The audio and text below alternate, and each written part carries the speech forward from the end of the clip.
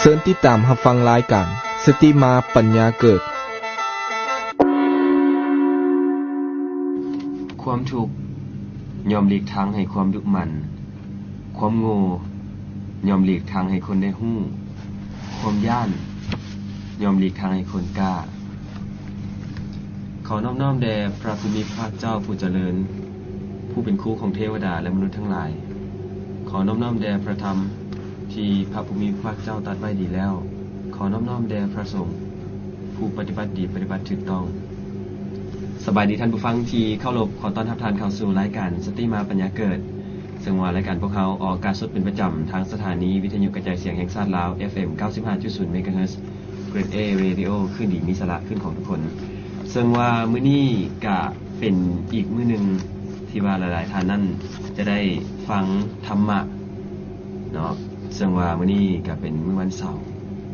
กงกับวันพักวันพรของหลายๆท่านปกติแล้วแม่นมื้อนี้จะแม่นทั้งแม่ขาวเนาะมาดำเนินรายการแต่ว่าก็เพิ่นติดภารกิจก็เลยมีทาง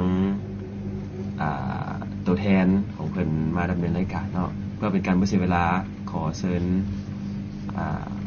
เข้าสู่รายการเลยครับก็มื้อนี้เนาะคณะในบุคคลได้ขออนุญาตตอนนี้ข่าวกันข่าวภารกิจแล้วก็ขออนุญาตให้ได้เชิญอาจารย์สมฤทธิ์สุขสมหวังเนาะอยู่กรมการศาสนาศูนย์กลางในเราสร้างชาติมาสนทนาในการสติมาปัญญาเกิดเนาะเพื่อให้ฟังทางบ้านได้ฟังหลากหลา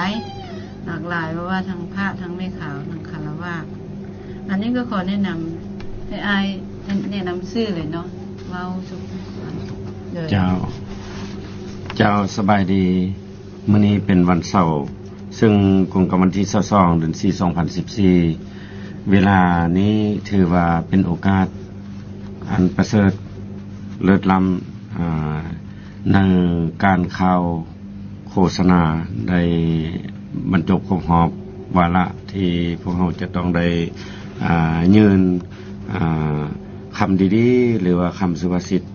ต่างๆให้กับการพัฒนาชีวิตซึ่งเอาธรรมะหันไปสู่การพัฒนาชีวิตของสังคมโดยเฉพาะมันการรับเอาทัศนคติดังกล่าวนี้อาจจะมีหลายภาคส่วนเป็นต้นแม่นภาคส่วนนักบวชแม่ข่าวหรือว่าพ่อแม่ประชาชนบรรดาเผ่าและนิสิตนักเรียนนักศึกษาทั้งหลายจะได้รับฟังต่อไปนี้ข้าพเจ้าขอแนะนำในก่อนจะเข้ารายการนี้ขอแนะนำว่าในอดีตการผ่านมาข้าพเจ้าก็เคยได้อยู่ในชีวิตบรรพชาและก็เคยได้บวชและดำเนินกิจการในทางพุทธศาสนามาเป็นเวลา10 กว่าปี10 กว่าปีเจ้าในนั้นก็ได้เป็นสามเณรแล้วก็5 ปีแล้วก็มาเป็นพระเอก10 กว่าปีแล้วก็ได้หั่นเอาธรรมะคำสั่งสอนของพระสัมมาสัมพุทธเจ้านี้เผยแพร่การเผยแพร่นั้นอิงใส่ระบบการจัดตั้งของพระสงฆ์ที่มีภารบทบาทสิทธิในหน้าที่ที่ได้กำหนดไว้ละเอียดนั้นมันถือเอาการเผยแพร่ศีลธรรมคำสั่งสอนของพระสัมมาสัมพุทธเจ้านี้เข้าสู่บัลลังก์จิตของมหาชนเพื่อให้สังคมและบุคคลทั่วๆไปนั้นได้รับลดแห่งพระธรรมแล้วให้เขาเจ้าได้หันไปสู่ชีวิตไม่อันแจ่มใสและก็ถูกต้องตามหลักศีลธรรมทางพุทธศาสนาตอนนั้นไอ้ถือว่าเป็นนักบวชได้เคลื่อนไหวช่วยแนวทางภาครัฐแนวใดคือตอนนั้นเห็นไอ้ได้ถ่ายรูปกับลุงไกรสอนแล้วเห็นได้รับใบ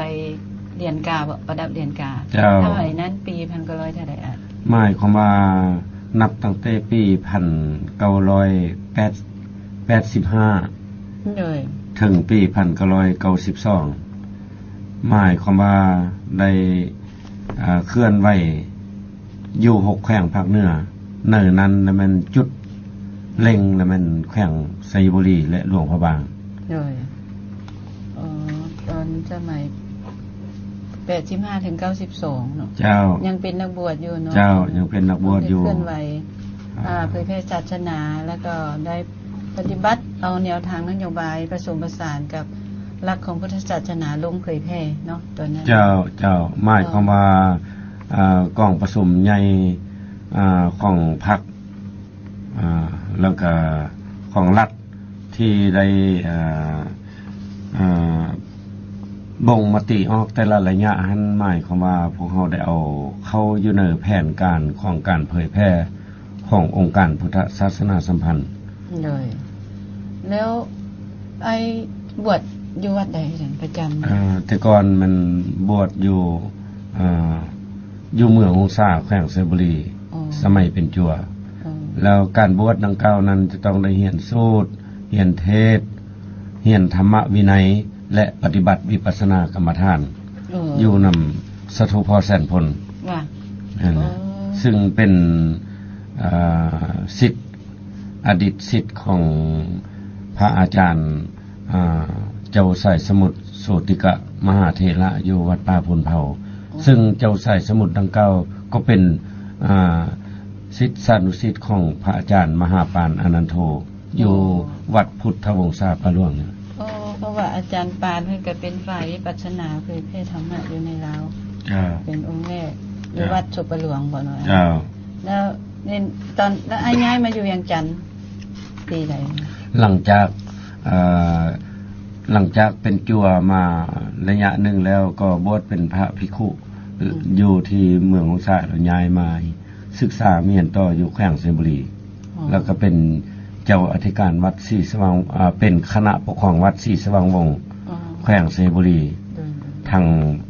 รับผิดชอบด้านการจัดตั้งนี้นอกจากวัดแล้วยังเป็นคณะแนวโฮมเมืองไซบุรีแล้วก็ทางเป็นอปสตะแสงสีเมืองก่อนต่อมาเป็นอปสเมืองไซบุรีระยะเฮียนย้ายมาอยู่เวียงมาอยู่วัดใดคือว่าได้เป็นเลขาของพระอาจารย์ใหญ่วิจิตรตอนนี้อยากขอย้อนคืนเต็มเลยนึง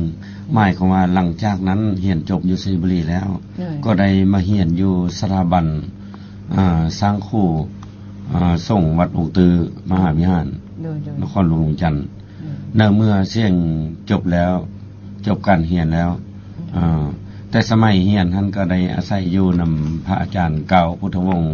องค์เพิ่นได้ก็เสียชีวิตไปแล้วนี้แล้วจากนั้นก็ได้ย้ายจากวัดเสียงยืนจากญาทานเก่ามาอยู่นำญาทานเวทมาเสในซึ่งเป็นห้องประธานเป็นผู้ประจำการขององค์การพุทธศาสนาสัมพันธ์ลาวหลังจากอยู่วัดศรีสะเกษแล้วก็ได้ดำเนินการเรียนนั้นจนจบจบแล้วก็ได้กลับคืนไปเป็นคณะอปสแขวงไซบุรีทางรับผิดชอบศึกษาทรงแขวงไซบุรีในระยะนั้นก็ได้ขึ้นเหนือลงใต้ภาคเหนือขึ้นไปทางฮงซาแล้วก็เมืองเงินแล้วก็ไปทางเสียงฮ้อนหุ่นกลับมาก็แม่นทางเมืองเพียงแล้วก็ทางปักหลายบ่อแตนแกนเท้าม่วงกับทางพระอาจารย์เพ่งคณะประธานอปสแขวงไซบุรีนำกันลงเผยแพร่ถือว่าได้เผยแพร่ตอนนั้นเนาะเจ้าบานี้มาฮอดปี1987ต่อ88แล้วทางการส่งหลวงพระบางจึงได้ขอราธนานิมนต์ให้มาช่วยและประจำอยู่อปสแขวงหลวงพระบางแล้วในเบื้องต้นมาทำอิฐก็ได้มารับผิดชอบเป็นเจ้าอธิการวัดทัดหลวงหลวงพระบางต่อมาก็ได้แต่งตั้งเป็นคณะตะแสงวัดทัดต่อมาก็ได้เลื่อนเป็นเลขาอปสเมืองซึ่งเป็นพระภูมิพระปโตเอิ้นว่าสถุใหญ่บ้านนอกเนาะทางหลวงว่างเอิ้นสถุนะสถุใหญ่บ้านนอกเพิ่นเป็นประธานแล้วก็เป็นเลขาเพิ่นจากนั้นแล้วก็ได้เลื่อนมาเป็นคณะประจำอปสแขวงหลวงพระบางทางรับผิดชอบเป็นหัวหน้าศึกษาทรงแขวงหลวงว่างอีกแล้วเป็นอย่างไรจึงได้ย้ายมาอยู่เวียงหลังจากนั้นอยู่ต่อมา แม่ก็ได้เสียชีวิตอยู่หลวงพระบางออกมาปิ้นปัวแล้วก็เสียชีวิตในปี1982ซึ่งแม่นปีเดียวกันกับท่านประธานไกรสอนพรหมิหารเพิ่นเสียเพิ่นมรณภาพไปครับ ปีเดียวกัน ปีเดียวกันแล้วก็ปีนั้นทางท่านภูมิวงศ์วิจิตรได้มานมัสการไว้พระอาจารย์ใหญ่วิจิตรสิงหราชซึ่งเป็นอดีตประธานองค์การพุทธศาสนาสัมพันธ์ลาวให้รัตนานิมนต์ข้าพเจ้าในระยะนั้นกลับมาช่วยอพสศูนย์กลางก็เลยได้ขึ้นมาประจำอยู่วัดธาตุหลวงเวลานั้นก็มีทางอาจารย์วิจิตรแล้วก็พระอาจารย์นวลตาพระอาจารย์ทาวรแล้วก็มีครูบาทันแล้วก็ครูบาองค์อื่นๆจำนวนหนึ่งเป็นเหตุในตอนที่ว่าได้บวชเป็นพระสงฆ์ได้มีการเล่าเรื่องการช่วยเหลือพุทธศาสนาเนาะแล้วตอนนี้เขาจะได้มาหันเข้ากันว่าหลังจากไอ้ซิกเป็นคารวะแล้วจะได้ขอถามไอ้เลยว่ามีความรู้สึกใดๆเนาะที่ได้ร่วมมาสนทนารายการดังกล่าวนี้เนาะก่อนอื่นก็แสดงความขอบอกขอบใจนำคณะรับผิดชอบในการจัดทำรายการที่ชื่อว่าสติมาปัญญาเกิดเนี่ยข้าพเจ้าก็คือดังได้ฮู้นำกันเนาะชื่ออาจารย์สมฤทธิ์สุขสมังขอแสดงความรู้สึกปิติยินดีเป็นอย่างยิ่งที่ได้ทึกเชิญให้มาเข้าร่วมและสนทนาในรายการสติมาปัญญาเกิดเพราะว่ามันเป็นเวียงงานอันหนึ่งที่มีความสำคัญต่อการพัฒนาสังคมทางด้านความรู้สึกนึกคิดของบุคคลและสังคมซึ่งพวกเราจะได้นำเอาไปพันขยายและจัดตั้งปฏิบัติถ้าเกิดดองออกผลแล้วคือภาษิตเพิ่นว่าอยากกินมากก็ต้องได้ปลูกผลอยากเป็นคนก็ต้องเรียนความรู้นั้นเป็นสมบัติอันล้ำค่าแต่การศึกษาเล่าเรียนฝึกฝนเป็นกุญแจของความรู้และอีกประการหนึ่งเพิ่นก็ว่าผู้ใดเรียนความรู้นำคู่ผู้ฉลาดนักปราชญ์เคยยกย่องว่าคนรู้ฆ่าคนอันนี้มันคือเนาะแล้วบัดนี้อยากจะถามไอ้มันว่าไอ้มีความคิดเห็นแนวใดเนาะต่อการพัฒนาสังคมปัจจุบันเพราะว่าสังคมปัจจุบันนี้ยังมีปัญหาปรากฏการณ์ย่อโทษจำนวนหนึ่งที่มันเกิดขึ้นเนาะเมื่อมันเป็นอย่างนี้นะอาจจะมีวิธีแก้ไขภายในใดเนาะในทางเจ้าเข้าใจที่อายุแนวเราสร้างชาติเนาะจะมีความคิดเห็นจะพัฒนา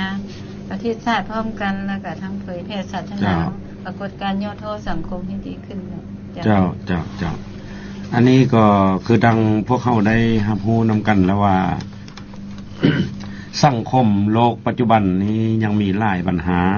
หลายปรากฏการณ์ที่เกิดขึ้นโดยเฉพาะแม่นปรากฏการณ์ย่อท้อแล้วก็ความวุ่นวายความบ่สงบในสังคมนับตั้งแต่ระดับน้อยไปหาใหญ่จากน้อยไปหาหลายจนกลายมาเป็นภัยอันตรายอันหนึ่งซึ่ง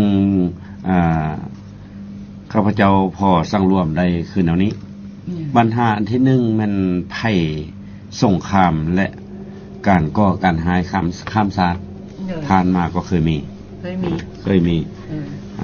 เป็นต้นเป็นการหุกห่านระหว่างประเทศกับประเทศและการก่อการหายอันนี้ก็เป็นปัญหาหนึ่งเจ้าปัญหาที่สองนี้เอิ้นว่าภัยแห่งโรคเอดส์และโรคอื่นๆก็มีการกระจายไปทั่วพิภพนี้หลายประเทศเกิดทั่วโลกเจ้าอันนั้นเป็นปัญหาที่สองปัญหาที่สามนี้เอิ้นว่าภัยแห่งยาบ้าและยาเสพติดต่างๆซึ่งลามมาฮอดประเทศต่างๆในอาเซียแล้วก็ลามมาฮอดลาวเฮาจำนวนหนึ่งที่คนฮู้เท่าบ่ถึงกันก็ลงค่ายาบ้าเสพยาบ้าไปทึกเจ้าหน้าที่ได้ตัดสินคดีก็ได้มีหลายๆนะอันนั้นมีปรากฏการณ์แนวนั้นเนาะอันปัญหาที่3นั่นปัญหาที่4นี้ถือว่ามันเป็นภัยแห่งความทุกข์จน และภัยว่างงาน แต่ว่าตัวนี้เว้ารวมอยู่สปปลาวเฮานี่ก็ภัยว่างงานก็บ่ค่อยมีหลายหรอกมีแต่จำนวนหนึงที่เขาเจ้าตัดสินใจเองแล้วไปออกแข่งงานอยู่ต่างประเทศก็มีอยู่อันนี้ก็หลีกเลี่ยงบ่ได้นะแล้วในนั้นก็มีจำนวนหนึงก็เฮ็ดเวียกตามโรงจักรโรงงานอยู่ในสปปลาวเฮาก็มีแต่ว่าภัยทุกข์จนนี้โดยเฉพาะส่วนหลายมันอยู่เขตชนบทห่างไกลซอกลีกที่พวกเฮายังบ่ทันได้ไปพัฒนาเขาเจ้าหั่นนะแต่ว่ามาฮอดปัจจุบันนี้ภาครัฐเพิ่นก็ได้เอาใจใส่ค่อยกระจายไปสร้างพื้นฐานโครงร่างถนนหนทางไปฮอดแล้วแต่ว่ายังมีจำนวนน้อยนึงก็ยังบ่ทันฮอดเด้ออันนี้ปัญหาที่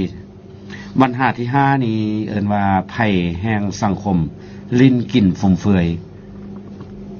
บางประเทศจนกลายเป็นภัยแห่งการสลาดบางหลวงพุ่นแหล้วมีปัญหาเกิดขึ้นตัวนี้แล้วมันเป็นจังซี่แหละจะเอาธรรมะพอใดตามได้เรียนมาเพื่อจะช่วยพอบรรเทาเบาบางหรือว่าปรากฏการณ์โทษของถ้าจะเว้าตามหลักศีลธรรมทางพุทธศาสนาแล้วอันต้นต่ออันที่1แล้วมันอยากให้ประเทศมีความสงบสุขให้สังคมนี้อยู่โดยความเป็นระเบียบเรียบร้อยเบื้องต้นน่ะมันต้องให้คนเฮานี้มีศีล5หรือว่าเขาเอิ้นว่าหลัก5ประการที่พระพุทธองค์ทรงแสดงไว้หรือว่าเทศนาสั่งสอนไว้ศีล5ประการนั้นจากศีล5แล้วก็ยังมีธรรมะอีกตึมตอนนึงเพิ่นเคยแนะนำสั่งสอนพวกเฮาไว้นะว่าบ่ให้มีโลภะแล้วก็บ่ให้มีโทสะบ่ให้มีโมหะบ่ให้มีมานะและทิฏฐิตัวนี้แหละเป็นสิ่งเป็นธรรมะที่แกโลภะนี่หมายความว่าเป็นความโลภแล้วก็โทสะนี่เป็นความหายคาดจิตไม่บ่พอใจแล้วก็เคร่งเครียดโมหะนี่หมายความว่าบ่มีสติมีความหลงความลืมบ่ได้พิจารณาหยังทั้งหมดเลยกลายเป็นโมหะหมายความว่าความโง่จาละลั่งความงมงายมันอยู่โมหะแหละเป็นนั่นไหนแบบว่าจะแก้เป็นกลการย่อทอนมีศีล5ข้อเนาะเจ้าอันนั้นเบื้องต้นบำรุงเบื้องต้นเนาะอันนี้เป็นสิ่งสำคัญนั่นแหละแล้วว่าเรื่องโลภนี่คันว่าเรื่องโลภนี่มันมีลักษณะโลภแบบใดที่ว่าที่มันโลภแบบไหนโลภอยากเอาของเพิ่นมาเป็นของตัวเองบ่หมายความว่าโลภนี่เขาพอจักเทื่อได้เท่าใดก็บ่พอเจ้าความโลภนี่จะมีหลายระดับหลายกรณีมีผู้โลภน้อยแล้วก็โลภปานกลางแล้วก็โลภหลายคือกันกับโทษต่างๆที่เขาได้รับในปัจจุบันนี้สำหรับคนที่ทำบ่ดีนะมันก็มีละหุโทษแปลว่าโทษเบาแล้วก็โทษสานุโทษโทษปานกลางแล้วก็มีคลุโทษโทษหนักเพิ่นก็ตัดสินคดีไปตามการกระทำน้อยหรือหลายตามบุคคลเฮ็ดนั่นแหละว่าซั่นซะอันนั้นหมายความว่าผลได้รับจากการโลภแล้วการโลภนั้นหมายความว่า1แล้วมันคิดลักโลภอยากได้ของผู้อื่นมาเป็นของตนโลภวิธีนึงอยากได้ผู้อื่นของผู้อื่นมาเป็นของตนแม่นล่ะวันนี้โลภอย่างนึงก็แบบว่าบ่พอจักเทื่อมีจะเป็นทุกข์ตัวเองก็อย่าเนาะโลภอยากเฮ็ดนั้นอย่างนี้ไปกู้หนี้ยืมสินมาสุดท้ายไปซื้อมันก็มีเลยเพราะว่าตัวนี้ก็สำคัญเรื่องโลภเพราะมีนักธุรกิจคนนึงเนาะก็บ่แม่นเว้าให้เพิ่นเนาะอันนี้เว้าประสบการณ์สุดท้ายเมื่อก่อนก็ดีบังเอิญลูกน้องก็ย่องว่าดีเป็นคนดีพระนายก็ดีต่อมาแล้วไปควบคนผ่านไปควบคนผ่านอาจารย์ไปควบคนแบบไฮโซนะควบไฮโซว่าต้องใส่เพชรต้องใส่พลอยต้องขี่รถดีๆเพื่อให้คนเชื่อถือบ่มีกับไปติดหนี้รถเพื่อให้คนเชื่อถือนึกกลายเป็นนิสัยแนวใหม่บ่มีเงินกับไปติดหนี้ติดสินมาแล้วก็ไปซื้อรถแพงๆขี่อันนี้ก็ขออนุญาตเนาะอันนี้สิทธิบ่ได้ว่าตั้งแต่นั้นก็เป็นหนี้เป็นสินก็ย้อนติดเพื่อนที่ว่าไปพาไปกินเหล้ากันก็เปลี่ยนนิสัยจากเป็นคนดีกันเมื่อก่อนก็ขี่รถธรรมดารถกระบะธรรมดาเลย รบหมู่ จ้ะ แบบนั้นไฮโซโลโซอันนั้นแล้วเป็นแนวใหม่บ่มีก็ไปยืมเพชรพลอยก็ใส่รถแล้วก็ที่ธุรกิจก็โลบสุดท้ายเอามาก็หมดลูกน้องก็หนีปะ โอ้ตัวนี้หมายความว่าเพิ่นก็เคยเว้าเนาะหมายความว่าเอิ้นว่าประสบพบกับคนผ่านพาไปหาผิดเนาะ เลย พบบัณฑิตพาไปหาพ้นคือเพิ่นว่าหั่นอาจจะเป็นในทางนองนั้นเนาะ อันนี้ก็อยู่ในข้อความหลงน้อยๆเนาะหลง เจ้า หลง อันนี้ก็อยู่ในความหลงความโลภลมความโกรธไปนำเรามีความหลงมันเป็นเครือไปนำตัวนี้นี่หมายความว่ามันพ่อบาปแม่บาปแล้วมันอยู่โลภะโทสะโมหะนี่แหละ ด้วย แล้วกายจากนั้นไปยังมีมานะตึมไหน ด้วย มานะนี่มันความถือตัวบ่ยอมฟังผู้ใด ด้วย กระดังแค้นแข้งเขาเอิ้นว่ามานะแล้วคันฮอดมานะให้เราไปเขาเอิ้นว่าทิฏฐิต่อไปนะทิฏฐิหมายความว่าทิฏฐินี่แปลว่าผิดจากทำนองของธรรมแล้วบ่ถึกแล้วนะนะครับพ้นกรรมตามนั้นคือว่าแหละ นั่นคือนั้นแบบเอื้นว่าคันเว้าตามอันทัศนะคำเว้าของแนวทางพระล่างบ่มีทัศนะมหาชนตัวนี้มันจะเข้ากันบ่ทัศนะมหาชนนี่มันเข้ากันบ่ตัวนี้ หมายความว่าแน่นอนว่าถ้าว่าเกิดตัวนี้แล้วนะมันจะมีการปฏิเสธจากมหาชน เลย มหาชนมันก็มีคนหลายระดับเด้ เลย มีคนระดับต่ำระดับกลางระดับสูง แต่ก็เป็นมหาชนแล้วในเมื่อหากว่าลงไล่ไปแนวนี้แล้วมหาชนจำนวนหนึ่งก็ทึกปฏิเสธจากคนจำนวนนี้ โอ้ เขาเอิ้นว่าห้างเหินจากมหาชนเป็นแนวนั้น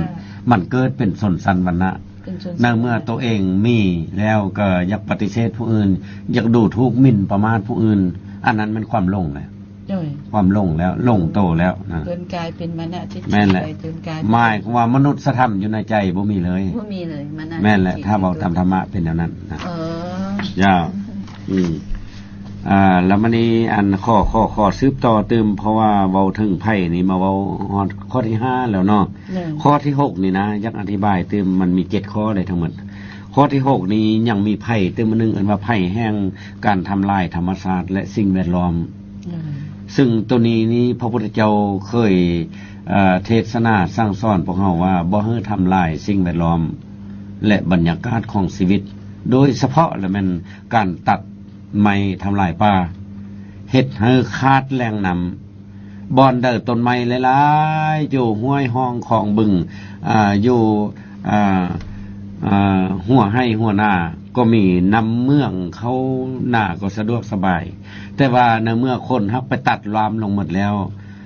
ผลสุดท้ายนำก็คอยเหือดแห้งไปแล้วก็ถือว่าบ่มีนำเข้าสู่การผลิต อันนี้ก็มีบางจุดบางบ่อนแล้ว ซึ่งเห็นเป็นตัวอย่างแล้วอยู่ภาคเหนือข้าพเจ้าก็ไปเบิ่งตัวนี้ก็เป็นการทำลายสิ่งแวดล้อม ดังนั้นพระพุทธองค์นี้ตามธรรมะเพิ่นว่าต้องปกปักรักษาสิ่งแวดล้อม คือผู้ผ้าป่าไม้ห้วยห้องของบึงธรรมชาติต้นไม้นี่แหละถ้าบ่จำเป็นนะแม่นเพิ่นบ่ให้ตัดก็แม่นตัดในสิ่งที่ตัดได้ เลย สิ่งที่อนุรักษ์รักษาไว้แม่นเพิ่นให้อนุรักษ์รักษาไว้เพื่อรักษามันจะประกอบให้ชีวิตของคนเฮานี้ประกอบอยู่ในต้นไม้ต้นหนึงมันจะประกอบโดย3อัน มันประกอบไปโดยไฮโดรเจนออกซิเจนแล้วก็มีก๊าซคาร์บอนิกเลย ซึ่งมันติดพันกับชีวิตของมนุษย์และสัตว์เฮานี่นะอันนั้นเพิ่นก็ห้ามเนาะแล้วมันนี้จำนวนหนึงก็นอกจากตัดต้นไม้แล้วก็ขุดสัตว์ในดินสิ้นนำไปโดยบ่ได้รับอนุญาตจากภาครัฐก็มีบางบ่อนนะ บางบ่อน อันนั้นมันการล่วงละเมิดทางด้านกฎห ตั มา วย นี้ต้องขอเสริมหน่อยนึงเนาะเพราะว่า อันพระพุทธองค์เพิ่นตัดสรุปกับตัดสรุปบ่ได้อยู่ปราสาทราชวังเพิ่นตัดตะลุอยู่ต้นไม้เนาะ เจ้า หลังจากเพิ่นตัดสรุปแล้วเพิ่นยังมายืนบ่ยืน7วันตัวนี้หรือว่าอะไรยังให้ไอ้เว้าให้ฟัง ไม่เขาว่าพระพุทธเจ้านะเริ่มตั้งแต่มือเพิ่นเกิดมาชีวิตของเพิ่นก็ได้ดำรงชีวิตอยู่ในอรัญญาหรือว่าในป่าแล้วยกตัวอย่างว่าเพิ่นเกิดอยู่ระหว่างกรุงเทวทหะกับกรุงกมิลพัทนะมันต่อกันนะเพิ่นไปเกิดอยู่ส่วนลุมพินีวันนะโดยอยู่กองต้นไม้หังเฮาเอิ้นว่าไม้ต้นเผาคันไม้จิกแล้วไม่ต้นไม้ดูนะไม้หังแล้วต้นเผาไปเกิดอยู่ส่วน เพิ่นก็อยู่กับธรรมชาติแล้ว เลย ต่อมาแล้วสมภาว่าเพิ่นไปตัดสรู้ไปบำเพ็ญอยู่ป่าน่ะ6 ปีน่ะในระยะตัดสรู้น่ะ อืม เพิ่นก็อาศัยต้นโพแล้วก็พร้อมด้วยกับธรรมชาติต้นไม้อื่นๆให้ความร่มเย็นได้ อันนี้มันชีวิตของเพิ่นเด้ บัด แล้วบัดเพิ่นปรินิพพานก็ไปปรินิพพานอยู่กองต้นไม้หั่งเอกอยู่เมืองกุสินารา เลย อีกอันนั้นแม่นชีวิตของเพิ่นก็แม่นติดพันกับธรรมชาติ เลย เพิ่นบ่ได้อยู่หอประสาทราชวัง อืม อันนั้นเป็นเรื่องที่คนสร้างขึ้นโดยบ่แม่นธรรมชาติตัวนั้น พระพุทธองค์ก็เน้นอยู่กัน แต่ว่าตัดต้นไม้นี่ก็เห็นแล้วเห็นก็น้องไปเห็นแต่ว่า น้ำแห้งนี่นะอันตรายไปทางภาคเหนือน้ำแห้งเคยหลายๆน้องไปตะกี้เนาะ70 บาทน้ำนี่บ่ค่อยมี แล้วมันจะเป็นผลสะท้อนถึงลูกถึงหลานนะอันนี้ก็ย้อนความโลภของคน แม่นแห ตาม ละ ที่อ้ายว่ามาเจ็บคอนะเนาะความโลภให้เสียหายประเทศชาติอากาศร้อนขึ้น เจ้าเอาข้อ10ต่อเติมข้อหนึ่งเนาะอยู่ในไพ่นี้ข้อที่6แล้วที่ข้าพเจ้าได้บรรยายมานะหรือว่าสนทนามาเนาะข้อที่7นี้ยังมีไพ่หนึ่งเขาเอิ้นว่าไพ่แห่งการปุนจีปุนสะดมฆ่าเจ้าเอาของลิ้นเบียร์เจียภัยหรือว่าลิ้นการพนันแล้วก็ญาติมูลมั่งมรดกซึ่งกันและกัน ระหว่างเจ้ากับค่อยระหว่างพี่กับน้องอยู่ในวงคณะญาติเสื้อสารเดียวกันก็เกิดมีอีกคำเสนอคำห้องฟ้องทุกข์มหากวดกากระลายปัญหานี้ถ้าผู้ใดอยู่กวดกาจะฮู้ดีว่ากรณีตัวนี้มีหลายซ้ำใดมันหลายเด้ตัวนี้นะแม้ว่าญาติมูลมั่งมรดกซึ่งกันและกัน ตลอดถึงไปกว่านั้นอีกตื้มนี้แม่นการประมาทท่านก็แม่นเกิดอุบัติเหตุต่างๆตามท้องถนนเรื่องอื่นอันนี้เพิ่นก็เตือนเรื่อยๆจราจรนั่นน่ะแม่นคนบ่เคารพจราจรแม่นแต่ไฟแดงก็ล่วงเลยครับตัวนี้แหละเฮ็ดให้เกิดอุบัติเหตุหลายติดพันกับตัวนี้ก็ได้สังคมเฮาปัจจุบันนี้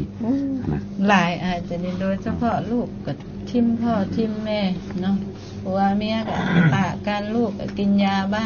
เจ้า อันนี้ปัญหาเดี๋ยวนี้แหละเพราะว่ามันก็มีหลายนะจ๊ะแล้วก็เลยว่ามีวิธีใดชนะอาจจะเอาแก่ เจ้าในเมื่อสภาพอันของอันสังคมที่เป็นภัย7ภัยที่ได้สังรวมมานั้นในเมื่อสภาพเป็นแนวนั้นแล้วตามหลักการและวิธีการปกครองแล้วมันเพิ่นมักจะใช้2รูปการในการปกครองอันนึงเพิ่นว่าธรรมะเพิ่นว่า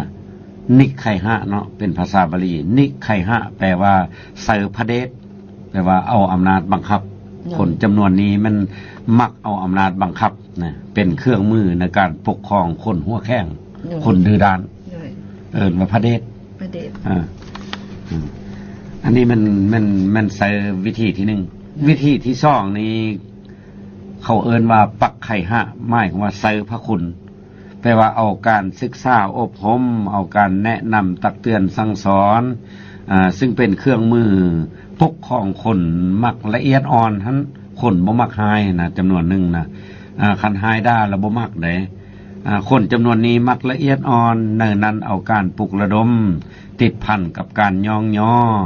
การปฏิบัตินโยบายต่างๆให้วัตถุสิ่งของเป็นรางวัลจิตใจกำลังใจมันจำนวนนี้แล้วมันมักไปอ่อนบ่มักหายได้จังสันมันเริ่มแต่ครอบครัวไปลูกเต้าก็ได้เบิ่งมาหน้านี้บางคนนี่คันบ่หายบ่ฟังบางคนสว่าไปหายแห้งเป็นเรื่องมากไปต้องได้เซอร์วิธีอ่อนแต่เอาการยองย่อพัดดีไปแนวนึงซะนะอันนี้มันวิธีการปกครองเขาจะใช้2ระบบหรือว่า2รูปการนี่แหละแบบว่า2ข้อนี้ก็แบบว่าเป็นธรรมะของพระพุทธเจ้าเนาะมาเป็นข้อ2ข้อเจ้านิไคหะกับนิไคหะกับหยังนิไคหะกับปักไคหะนิไคหะกับเจ้านิไคหะเขาเอิ้นว่าอาณาพระเดชแปลว่าปกครองคนแข็งนิไคหะหมายว่าพระคุณปกครองคนอ่อนคนที่มักยองย่อมักละเอียดอ่อนบ่มักหายซะนะนิสัยบ่มักหายมันเป็นลักษณะแนวนั้นเนาะนะแล้วมันนี้อยากอธิบายอีกตื่มสนทนากันแลกเปลี่ยนตื่มหมายของว่าเฉพาะการปกครองเด็กตื่มเว้าเมื่อกี้มันเว้าทั่วไปทั้งผู้ใหญ่ทั้งเด็ก วันนี้เว้าเฉพาะการปกครองเด็กนี่ก็ต้องได้มีวิธีการแก้ไขปัญหาคืออันนี้ตามทัศนะของข้าพเจ้า โอ้ตัวนี้แห้งพระเจ้าโทรมาหลายแต่มีวิธีดี วิธีหนึ่งแล้วมันผู้เป็นพ่อเป็นแม่นั้นต้องเป็นแบบเป็นอย่างเบิ่งแยงติดตามลูกของตัวเองหรือว่าเด็กนะแล้วก็ใช้การอบรมเด็กนั้นให้มีคุณสมบัติทัศนะอันดีและหูจักต่ำจักสูงหูจักเคารพพ่อแม่ครูบาอาจารย์และผู้หลักผู้ใหญ่แล้วก็หูแบ่งงานให้สม่ำเสมอและหูจักให้เขาเจ้าเฮ็ดเวียกซอยพ่อแม่ได้นะอันนี้เป็นข้อที่หนึ่งข้อที่สองอันรวมมันเนี่ยเว้าถึงอำนาจการปกครองอยู่ในขั้นบานก็ดีก็ต้องได้กำแน่นหนึ่งกำแน่นจุหน่วยแล้วก็สองแล้วกำแน่นเป้าหมายคนดีคนบ่ดีนั้นมีจักคน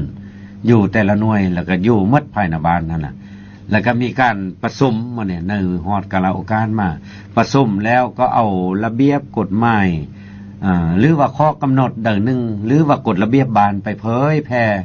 ให้บรรดาสมาชิกในบ้านของตนท่านให้ได้เข้าใจนำกันเมื่อทุกคนเพราะเขาจะได้เผยแพร่ต่อๆกันไปนะแต่ละหน่วยที่อยู่ในความรับผิดชอบของตัวเองนะมันนี่คันว่าครอบเขตเมืองก็เป็นแต่ละบ้านที่อยู่ในครอบเขตเมืองก็ได้เผยแพร่กันนะลักษณะแบบนั้นหมายความว่านั้นเป็นวิธีที่สองอันที่สามมานั้นมันเนี่ยผู้ที่เป็นแนวโฮมในโฮมบ้านนะก็ต้องได้เอาใจใส่ศึกษาอบรมปลุกระดมลูกหลานของตัวเองนั้นทั้งเข้าร่วมในขบวนการไกล่เกลี่ยแก้ไขปัญหาต่างๆหรือว่าคดีอยู่ตามท้องถิ่นหากท่านนั้นเพื่อแก้ไขปัญหาลูกหลานของตัวเองที่เฮ็ดไปในทางที่บ่ถูกต้องนะผิดตามหลักศีลธรรมนะแม่นผู้เป็นแนวโฮมก็ต้องได้เอาใจใส่ได้ปลุกระดมได้ส่วนเสื้อได้นี่อันนี้เป็นหน้าที่แนวโฮมแล้วบัดเนี่ยอันที่สามนะอันที่สี่มาแล้วมันทางการจัดตั้งปกส.หรือว่าป้องกันความสงบบ้านแล้วก็ป้องกันชาติคือกองร้อนบ้านสินะเพิ่นก็ต้องได้เอาใจใส่อย่างเข้มงวดนะเข้มงวดกวดกาแล้วก็สำละคดีหรือว่าสิ่งที่บ่ดีต่างๆนั่นแหละให้ค่อยหมดไปนะแต่ว่าเพิ่นก็ปฏิบัติมาหลายได้แล้วก็ได้ผลหลายแล้วแล้วเพิ่นก็ยังสืบต่ออยู่ปัจจุบันนี้อันนี้เ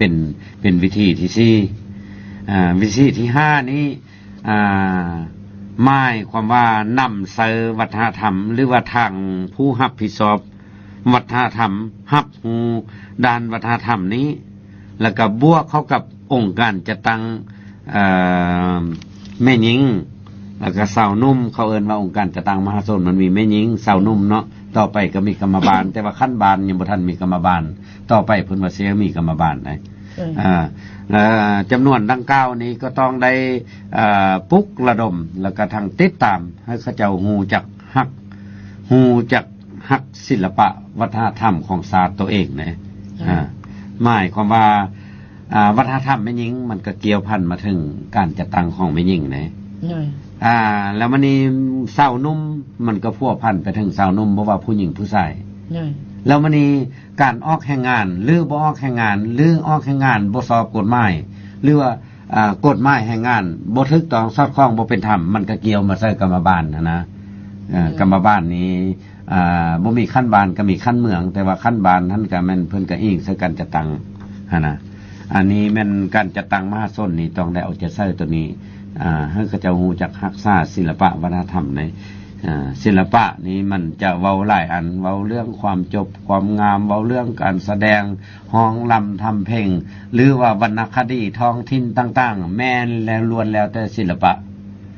แล้ววัฒนธรรมเนี่ยการอยู่การกินการไปการมาการศึกษาเรียนหรืออื่นๆหลายนิยามที่สุดวัฒนธรรมนะจังสันเพิ่นจึงเคยแนะนำสั่งสอนว่าคนลาวเฮาอยากฮู้จักสัญลักษณ์ของคนลาวอยู่ซิเด้อมันจะอยู่พัวพันถึงศิลปะแล้วมันจะพัวพันถึงทั้งผู้ชายและผู้หญิงเพิ่นว่าบอนเดมีมากเขียวปากเป่าอมแขนกินข้าวเหนียวกับอาหารปากจ่าเสียงน้อม เกซ่ามวยผมเกาสบายบางบิงเบียงกิริยางามเรียบร้อยเพ้อพอกว่าลาวนี่อันนั้นแหละสัญลักษณ์ของคนลาวได้น่ะนะ โดยและน้องเขาเสริมจะนึงถามไอ้น่ะในเรื่องกายวาจาใจนี่ก็เอื้อนว่าวัฒนธรรมรวมๆ เจ้ามันก็อยู่ในอันรวม โดยเฉพาะวัฒนธรรมภายในจิตใจนี่ เจ้า ต้องมีธรรมสั่งสอนของพระพุทธเจ้า เจ้าแน่นอน ตัวนี้มันจำเป็นบ่ไอ้ตรงนี้ เจ้า ต้องจำเป็น แน่นอนเพราะว่ามันไปนอนอยู่ในสิ้นคือเว้ามาวางหนึ่งหันหมายว่าถ้าคนเฮามีสิ้นแล้วมันจะมีมัด มีเหมือน เพราะว่าสิ้นมันการรักษากาย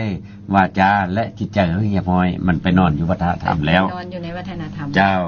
นะ นะ บางคนเข้าใจแต่ว่ามีการต้องถือประเพณีฮิตของวัฒนธรรมมันรวมอยู่ในนั้นเนาะไอ้ แม่นแหละรักษากายนะเฮาบ่เอาทางกายนี่ไปกระทำสิ่งที่บ่ถูกต้องเด้วาจานี่บ่เว้าซะห้าวบ่เว้าด่า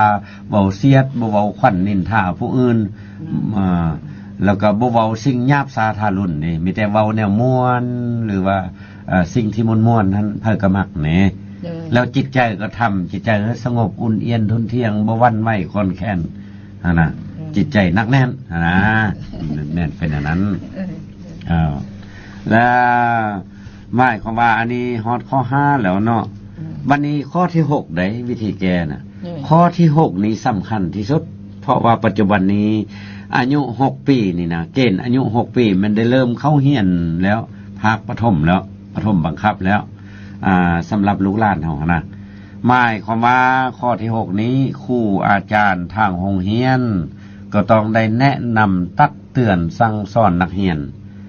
เริ่มตั้งแต่อนุบาลไปแล้วฮอดขั้นประถมแล้วก็มัธยมจนฮอดวิทยาลัยพุ่นแล้วหมายความว่าได้แนะนำปลุกระดมตักเตือนกันแล้วก็สร้างแล้วกันนำเอาหลักสูตรมาเนี่ยสร้างขนขวาสร้างหลักสูตรนะแล้วนำเอาหลักสูตรนะ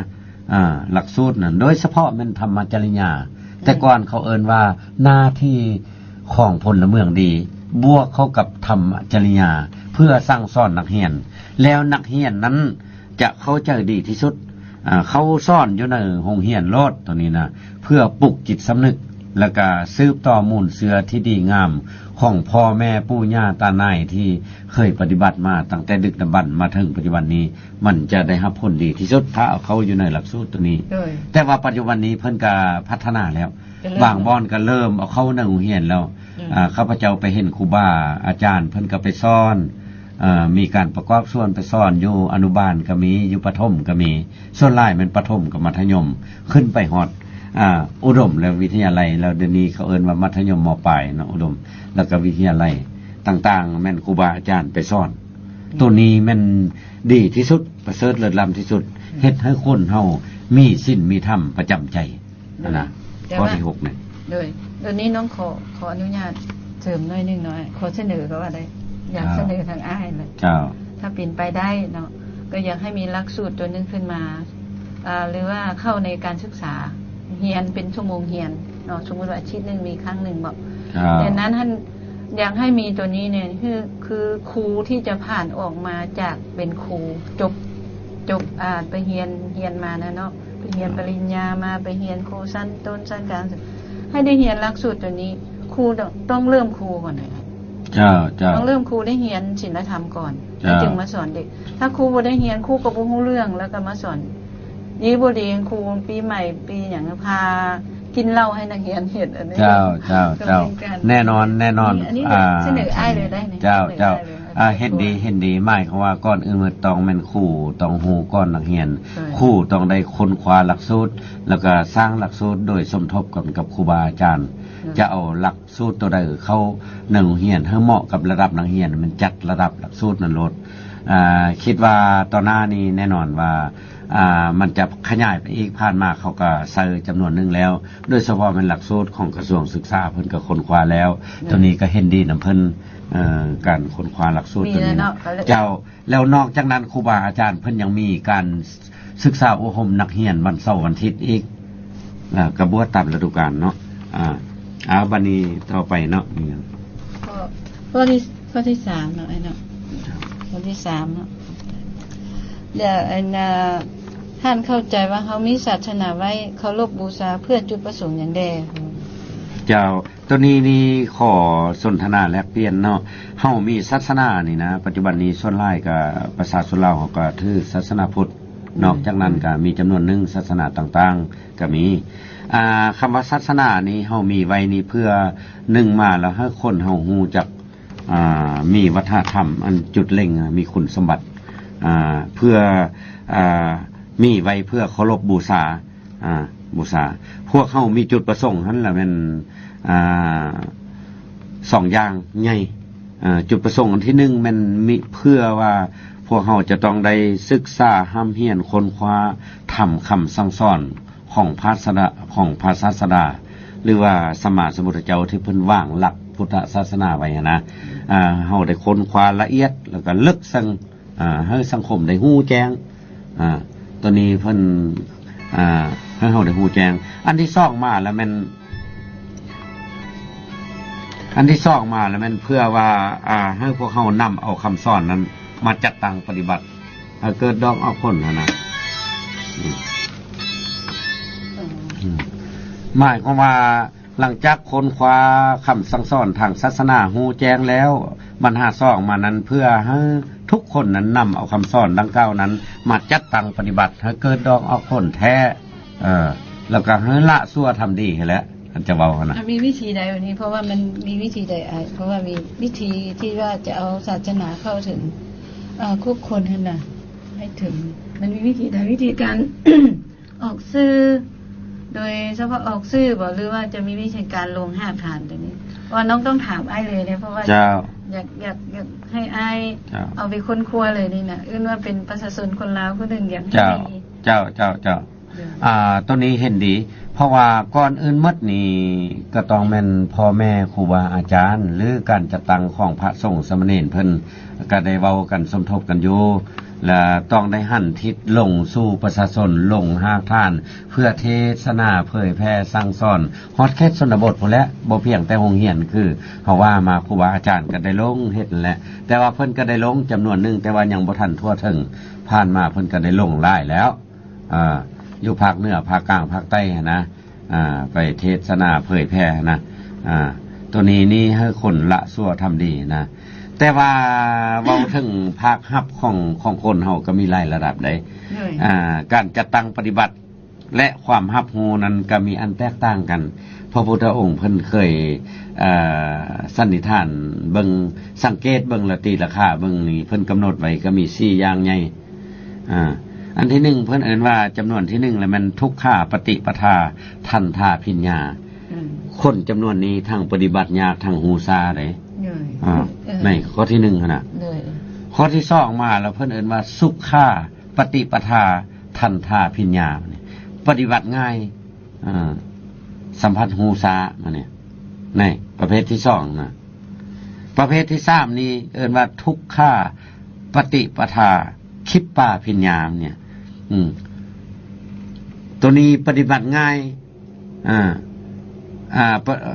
หมายว่าปฏิบัติ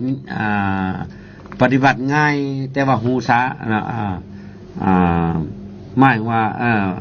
บ่แม่นขออภัยเนาะหมายความว่าทุกขาปฏิปทาคิปปาพิญญานี้หมายความว่าปฏิบัติยากแต่ว่าหูไหวปฏิบัติยากแต่ว่าหูไหวปฏิบัติยากแต่ว่าหูไหว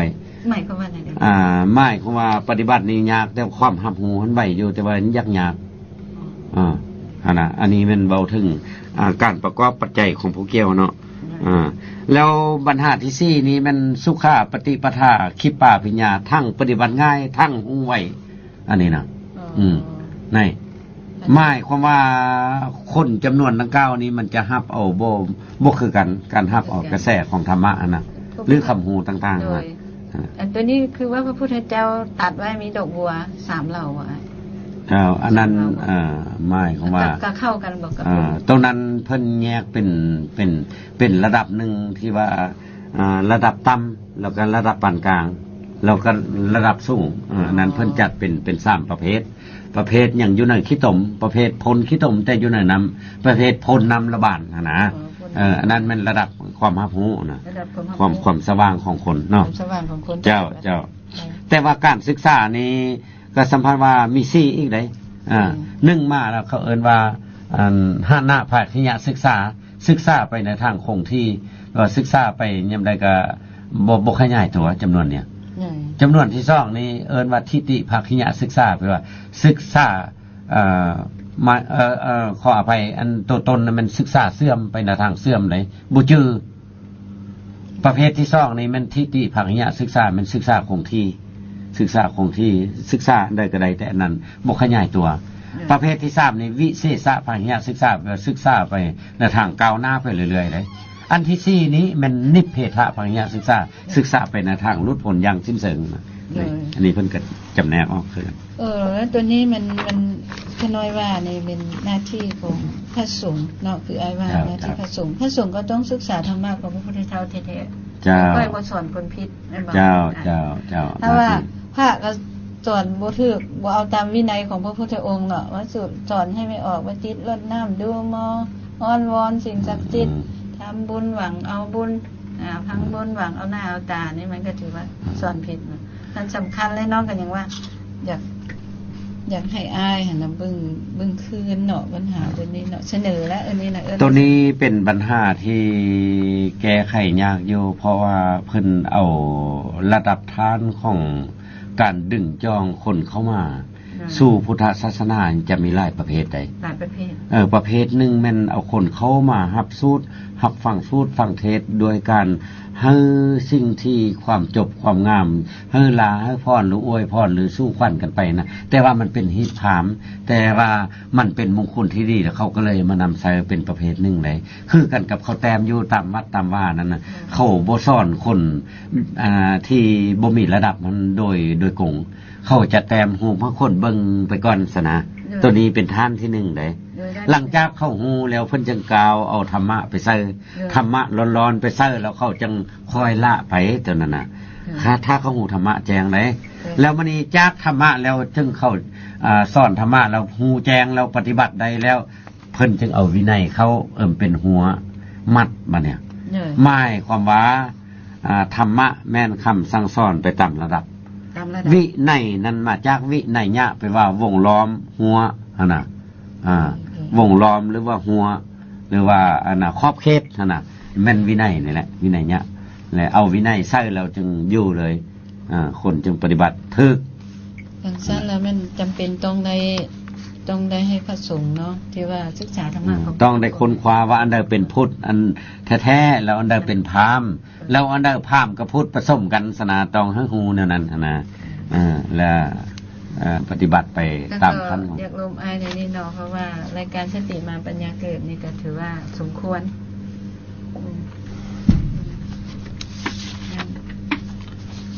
นั่นอายสืบต่อว่าต่อเจ้าก็บ่มีหยังแล้วมีแต่ว่าแล้ววันนี้อยากว่าตัวนี้อีกเนาะอายเพราะว่ามาเบิ่งรายการสติมาปัญญาเกิดนี่ก็ถือว่าได้ช่วยปรากฏการณ์ย่อโทบ่ธรรมดาเลยเจ้าเพราะว่าเห็นอยู่ว่าเขาเจ้าไปโหลดเอารายการสติมาปัญญาเกิดบางคนก็มีปัญหาหลายอย่างนานๆแล้วน้องก็อยากเอื้อนว่าอยากว่าจังซี่เลยอยากเสนอนำไว้เฮ็ดจังได๋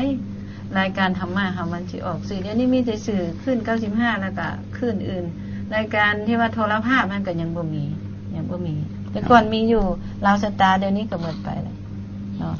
จะเฮ็ดวิธีใดเพื่อจะได้ให้ธรรมะของพระสงฆ์ที่เอาตามแนวทางของพระพุทธเจ้านี่ออกเผยแผ่ออกสื่อจะไวที่สุดแล้วอันนี้มันจุดประสงค์หรือเจตนาของบุคคลและสังคมและการจัดตั้งต้องได้ริเริ่มค้นคว้าแล้วก็เขียนเป็นโครงการแล้วก็เขียนเป็นคำเสนอโดยผ่านกงจักรของอพส.ศูนย์กลางเพิ่นหรือว่าเริ่มตั้งแต่อพส.ขั้นเมืองไปขึ้นไปฮอดอพส.ศูนย์กลางเพิ่นเห็นดีเป็นเอกภาพแล้วก็ได้นำเสนอต่อกระทรวงแถลงข่าววัฒนธรรมเติมโดยทางการเติมแล้วเวียกดังกล่าวนั้นมันพัวพันถึงแผนกใดกรมการใดแล้วมันให้ภาคส่วนรับผิดชอบจะต้องได้รับพิจารณาแล้วก็ออกรายการตำนานเติมตัวนี้เป็นการเสนอเพิ่นเติมเพราะว่าผ่านมานี้บางเทื่อก็ อาจจะบ่เต็มเม็ดเต็มหน่วยหรือว่าบางเทื่อก็กงจักรนั้นยุบไปบางเทื่อก็บุคลากรบ่เพียงพอก็อาจเป็นไปได้จังซั่นต่อหน้าเพิ่นว่าจะปรับปรุงแต่ละองค์กรแต่ละองค์กรนั้นเพิ่นจะปรับปรุงบุคลากรผู้รับประกันก่อนเราจึงขึ้นแผนการคือดังกล่าวมาบางทีนี้แล้วก็เสนอไปตามขั้นตืมตัวนี้เนาะคำเห็นอันนั้นโดยคืออาจารย์ถึงเพียงเนาะเดี๋ยวนี้เพิ่นน่ะแม่นธรรมะเพิ่นน่ะแม่นเขาเจ้าฟังหลายอยู่หลวงพระบางเนาะเพราะว่าเพิ่นกะว่าแม่บ่ออกบ่ค้ำอยากได้แผ่นซีดี200แผ่น300แผ่นขน้อยก็สิสนองให้วันที่25ฟังเพราะว่ามันเป็นจังซี่เนาะคือเลยอาจารย์ถึงเพียงแล้วแม่นเขาเจ้าเอาแผ่นซีดีของเพิ่นไปเปิดออกอันโทรโคมแข่งหลวงพระบางเนาะอันนี้ก็เป็นรูปธรรมนึงที่เกิดขึ้นแล้วก็เขาเจ้าก็ได้ยินได้ฟังวิทยุท้องถิ่นของเพิ่นอยู่แข่งหลวงพระบางแล้วก็ซีดีของเพิ่นก็มีคนมาบูชาเอามีงานอย่างเพิ่นก็เอาซีดีรายการนี้ออกไปเปิดคนก็มาบูชาแล้วอยู่แข่งสวรรค์เขตก็มีเริ่มมีวิทยุท้องถิ่นที่เป็นรายการธรรมะเนี่ยถ้าทุกแข่งมีหรือว่าเอาพระที่เทศรายการชติมาปัญญาเกิดออกเป็นแผ่นอัดเป็นแผ่นส่งให้แต่ละแข่งอันนี้ก็จะเป็นวิธีการหนึ่งที่ว่าเผยแพร่ปรากฏการณ์ย่อโทคนเราได้หลายที่สุดเลยเจ้าถ้าว่าแผ่นซีดีดังเก่านี้ได้อัดแล้วก็ได้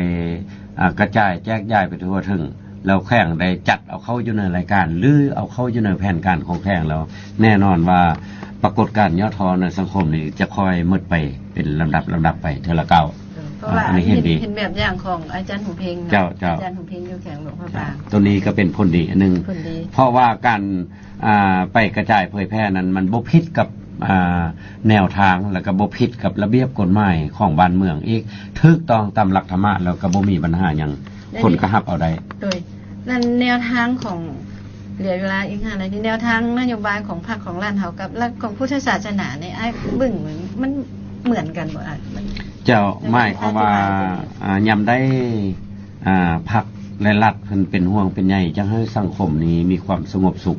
แล้วก็ประเทศชาตินี้มีความมั่งคั่งเข้มแข็งสังคมมีความศิวิไลและยุติธรรมเพิ่นก็เว้าอยู่ในมติเราอยู่ในมติดังกล่าวนั้นโดยเฉพาะแล้วมันมติเก่าผ่านมานี้นะเพิ่นก็ได้เว้าอยู่ในบุคทะลุ4หั่น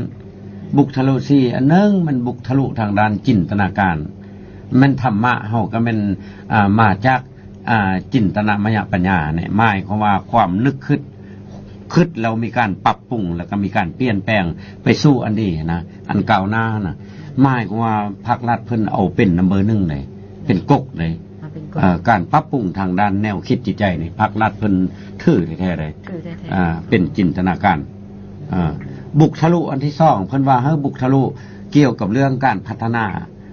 ทรัพยากรมนุษย์คือการให้คนได้มีโอกาสศึกษาห้ำเฮียนตั้งแต่น้อยจนตั้งแต่ระดับต่ำจนฮอดระดับสูงสุดพุ่นแหละแล้วก็ได้ช่วยกันมาพัฒนาประเทศชาติของตัวเองนะแล้วก็นอกจากนั้นก็พัฒนาหอบด้านแล้วอันนี้ก็เป็นพัฒนาทรัพยากรมนุษย์ถ้าว่าบ่พัฒนาทรัพยากรมนุษย์นี้เฮาก็บ่สามารถที่จะพัฒนาประเทศชาติให้ก้าวไปไวคือกับประเทศที่มันเจริญแล้วนะดังนั้นเพิ่นเร่งซะนั้นแต่ว่าคือน้องนี่เนาะอยากเอาธรรมะออกเผยแพร่สู่สังคมอยากช่วยปรากฏการณ์ย่อทอนก็ยังท้อใจบางเทื่อได้ยินว่าตำรวจจับกลุ่มคนที่ว่าเผยแพร่ธรรมะนี่ก็มีเนี่ยตัวนี้ให้อายเอาไปค้นคว้าตัวนี้ขอตอบแนวนี้เนาะโดยทั่วไปแล้วทางเจ้าหน้าที่ตำรวจเพิ่นก็แม่นบ่ได้จับคนที่ว่าถือศาสนาหรือคนเผยแพร่ธรรมะตามเพิ่นเว้าแม่นเพิ่นจับคนเนี่ยมันเฮ็ดบ่ถูกกับช่องทางบ่ถูกกับระเบียบกฎหมายโดยเฉพาะมันกลไกการเฮ็ดเวียกหรือว่าขั้นตอนของการเฮ็ดเวียกบ่ถูกเพิ่นก็ได้แนะนำตักเตือนหรือว่าเป็นอันยึดอันจับเพิ่นก็ได้จับไปนะแล้วก็บางบ่อนก็บ่แน่นอนบางบ่อนนี้บางเทื่อเจ้าหน้าที่บ่ทันเข้าใจคาดการพิจารณานะอันนี้เป็นบางบุคคลก็อาจจะล่วงเกินลิขสิทธิ์หรือว่าล่วงเกินการปฏิบัติหน้าที่เวียกงานของภาคส่วนเกี่ยวข้องก็มีแต่ว่าแน่นอนว่าเพิ่นต้องกวดเบิ่งบัตรเบิ่งเบอร์เพื่อมันละเอียดนะถ้าบ่ละเอียดนี่เพิ่นอาจจะตัวนี้เนาะสมมุติว่าเฮาผู้กันเจ้าเผยแพร่ศาสนาเขาจะระวังดีอย่างนั้นแต่ว่าถ้าเจ้าหน้าที่น่ะอยากให้ตักเตือนซะก่อนได้ อันนี้การเตือนครั้งที่1ที่2ที่3อันนี้บนเตือนเลยจับไปขังอย่างนี้มันคือว่าพวกเราก็ย่อทอคือกันอยากช่วยประเทศชาติช่วยสังคมอยากช่วยให้ทุกอย่างอยากให้นี้แต่ว่ามาเจอเดี๋ยวนี้ก็อยากท้ออยากถอยหมายความว่าก็หลีกเลี่ยงบ่ได้เนาะบางเทื่อเจ้าหน้าที่หันก็เพิ่นอาจจะบ่เข้าใจเลิกหรือว่าบ่เข้าใจเกี่ยวกับเวียกงานเฮาก็มีอาจจะเข้าใจไปในรูปการอื่นก็มีนะเพิ่นจังนั้นถ้าเพิ่นเข้าใจก็อาจจะบ่มีปัญหาหยังตัวนี้แน่นอนต้องใช้การศึกษาอบรมก่อนนั่นแหละตามหลักตัวนี้แหละใกล้จะหมดเวลาแล้วในนี้เดี๋ยวนี้ข้อสุดท้ายอยากให้อ้ายยังแต่3นาทีเนาะอยากให้อ้ายมีถ้าจะฝากให้ผู้ฟังรายการทางบ้านนะรายการสติมาปัญญาเกิดมีท้องถิ่นต่างๆเพื่อเอาแนวทางปฏิบัติให้เกิดทางออกผลมีอะไรนักถามเจ้าอันนี้ก็สุดท้ายนี้ก็ข้าพเจ้าก็อยากขอฝากทัศนคติอันดีๆซึ่งเป็นข้อที่ควรจำให้บรรดาเพื่อนมิตรรายการและลูกหลานพ่อแม่ประชาชนบรรดาเผ่าตลอดถึงพระสงฆ์สามเณรนักเรียนนักศึกษาเนี่ยทั่วไปนับตั้งแต่ขั้นท้องถิ่นต่างๆแหละเป็นต้นมาสันสาทุกคนนั้นพยายามติดตามรายการสติมาปัญญาเกิดที่ออกแต่ละระยะแต่ละครั้งนั้นอาจจะเป็นบทเรียนให้แก่บรรดาท่านเพื่อนำไปค้นคิดพิจารณาเอาไปประพฤติปฏิบัติอาจจะเกิดดอกออกผลต่อการเคลื่อนไหวในชีวิตตัวจริงของตนเองเนาะแล้วก็ให้เอาแนวทางของพรรคระเบียบกฎหมายของรัฐประสานสมทบกับธรรมะคำสั่งสอนทางศาสนานี้ไปนำกันจึงจะเป็นการดีให้แก่สังคมดีที่สุดนะศาสนาเพิ่นก็ยังเบาเดว่าเอาแนวทางระเบียบกฎหมายศาสนาเป็นบอนสร้างเต่าล้อมเบาลอสร้างก็คนให้หูวางเว้นบาปกรรมเอาศีลเป็นหลักคำห้ามกระทำความชั่วเอาสมาธิจิตมุ่งมั่นปัญญาสันให้เกิดมีเอาปัญญาเสาะช่วยล้างมโนเนอเข้าสะอาดป่าปังฟุ้งบาปหายแล้วสิอยู่เย็นตัวนี้นี่มันเป็นคติเพิ่นบอกไว้เนาะฉะนั้นหมดทุกคนเฮานี้เฮาถือว่าต้องคุ้มครองในชีวิตของตัวเองก็คือชีวิตสังคมเพิ่นว่าเฮาถือเอาคติว่าชีวิตนี้คือการเป็นอยู่ชีวิตนี้คือตัวละครชีวิตนี้คือการต่อสู้ชีวิตนี้คือความหวังและความฝันแล้วเห็นอะไรสิสร้างให้ความหวังนั้นกับความฝันให้กลายเป็นความจริงมันสุดแล้วแต่เงื่อนไขของแต่ละคนจะเฮ็ดสำเร็จได้บ่นะแล้วก็เพิ่นก็ยังเว้าอีกเติมตัวนึงว่าชีวิตนี้คือกงเกลียนความเพียรคือพลังความหวังคือเข็มทิศความผิดคือบทเรียนนี่ตัวนี้ดีที่สุดขอฝากให้หมดทุกคนเด้อสำหรับมิตรรายการที่ฟังนี้เนาะสุดท้ายนี้ขออวยพรให้บรรดาผู้ฟังอยู่ทางบ้านหรือว่าท้องถิ่นต่างๆจงนำเอาไปประพฤติปฏิบัติเพื่อเกิดดอกออกผลแท้ๆแล้วก็ให้ทุกคนจงเจริญไปด้วยพรใส่4ประการคือครูบาอาจารย์เพิ่นได้ให้พรเฮาแล้วคืออายุวันนะสุขภาละเฮาหันมันยืนหมดทุกคนเด้อขอขอบใจ